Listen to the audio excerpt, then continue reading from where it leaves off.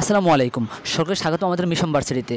HSC 2024 batch তোমাদের প্রথম বাংলা যে প্রথম পত্র পরীক্ষাটা রয়েছে সেই পরীক্ষাটা অলরেডি শেষ। সো তোমরা এখন অনেকেই নৈর্ব্যক্তিক মিলানোর জন্য অধীর আগ্রহে বসে আছো।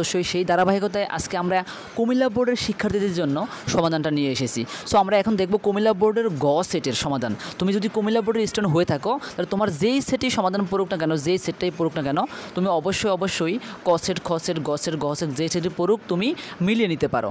আর অবশ্যই এভাবে করে প্রত্যেকটা পরীক্ষায় প্রত্যেকটা বোর্ডের সমাধান পাওয়ার জন্য আমাদের সাথেই লেগে থাকো।